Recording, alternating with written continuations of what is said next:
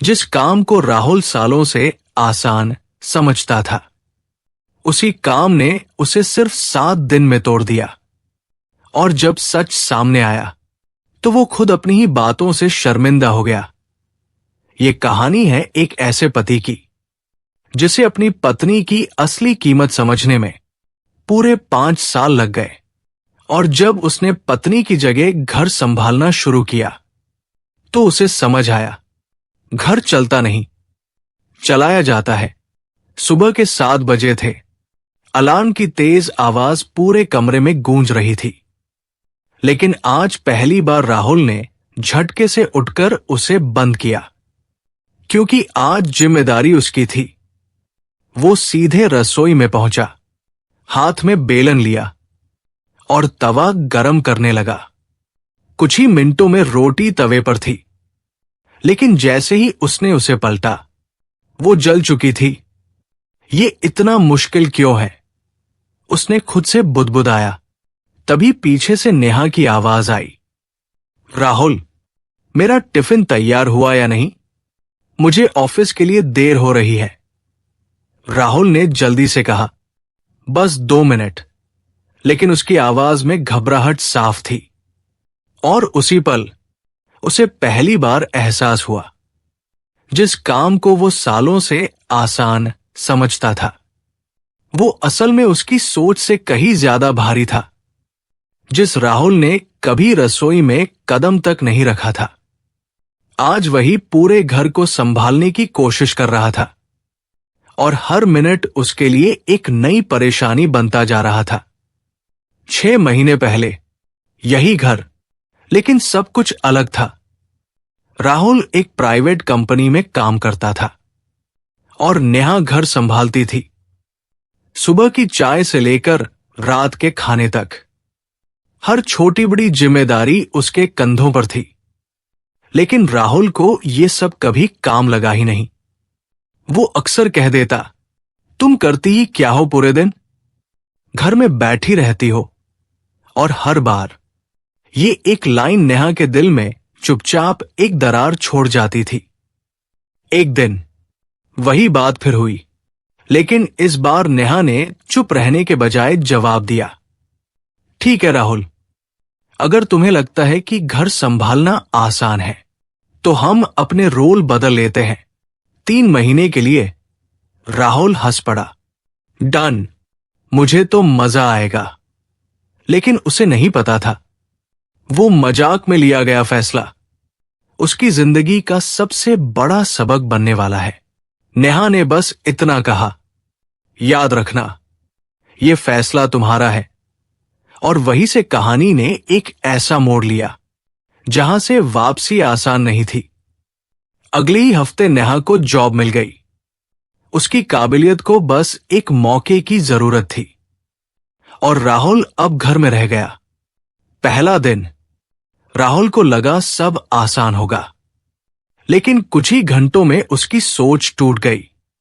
चाय उबलकर बाहर आ गई, बर्तन खत्म ही नहीं हो रहे थे, घर साफ करते करते उसकी कमर जवाब दे रही थी। और तभी उसे समझ आया, घर चलता नहीं, चलाया जाता है। दिन गुजरते गए, लेकिन राहुल के लिए हर दिन एक नई परीक्षा बनता गया। कपड़े धोना, खाना बनाना, सफाई करना, छोटी छोटी चीजों का ध्यान रखना। और हर रात वो एक ही सवाल खुद से पूछता, क्या नेहा सच में ये सब हर दिन करती थी, अकेले? दूसरी तरफ नेहा ऑफिस में आगे बढ़ रही थी। उसकी मेहनत रंग ला रही थी। लोग उसकी तारीफ कर रहे थे। और धीरे धीरे घर और बाहर की दुनिया के बीच का फर्क राहुल को चुभने लगा। एक दिन राहुल ने थककर नेहा को फोन किया, नेहा, तुम कब आओगी? बहुत थक गया हूं। नेहा ने शांत आवाज में कहा, मैं मीटिंग में हूं राहुल, थोड़ा संभाल लो, मैं देर से आऊंगी। फोन कट गया और उस खामोशी में राहुल को पहली बार अपनी ही आवाज सुनाई दी। वही पुरानी आवाज, तुम करती ही क्या हो पूरे दिन? उसका दिल अंदर से हिल गया। उस रात जब नेहा घर आई, राहुल सोफे पर चुप बैठा था। खाना खाया? नेहा ने पूछा। राहुल ने धीरे से कहा, नहीं, बनाने का मन नहीं किया। और उसी पल नेहा बिना कुछ बोले रसोई में चली गई। उसकी खामोशी राहुल के हर सवाल का जवाब थी। धीरे धीरे राहुल बदलने लगा। अब वो नेहा को देखने लगा, समझने लगा, महसूस करने लगा। लेकिन असली झटका उसे तब लगा जब वो एक दिन सब्जी लेने गया। सब्जी वाले ने पूछा, भाभी जी नहीं आई आज? राहुल ने मुस्कुराकर कहा, अब मैं ही आता हूं। कुछ लोग हंस पड़े, कुछ ने ताने मारे। और उस दिन राहुल को समझ आया, दर्द सिर्फ काम का नहीं था, दर्द उन नजरों का था जो इंसान को उसके रोल से जज करती है। उस रात राहुल टूट गया। उसकी आंखों में आंसू थे। नेहा, मैं नहीं कर पा रहा ये सब। नेहा कुछ पल चुप रही, फिर बोली, मैं 5 साल से कर रही थी राहुल, बस यही एक लाइन। और राहुल के अंदर का सारा अहंकार खत्म हो गया। उसे एहसास हुआ, गलती काम की नहीं थी, गलती उसकी सोच की थी। उसने सिर झुका लिया। मुझे माफ कर दो नेहा, मैंने कभी तुम्हारी मेहनत को समझा ही नहीं। नेहा की आंखों में भी आंसू आ गए, लेकिन इस बार वो दर्द नहीं था, वो एक अधूरी समझ के पूरा होने का सुकून था। दिन बीतते गए और अब दोनों बदल चुके थे। एक दिन नेहा बहुत खुश होकर घर आई।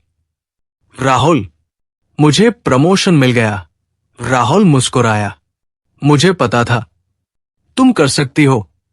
लेकिन इस बार यह सिर्फ एक जवाब नहीं था, यह उस इंसान का गर्व था जिसने अब सच में अपनी पत्नी को समझा था।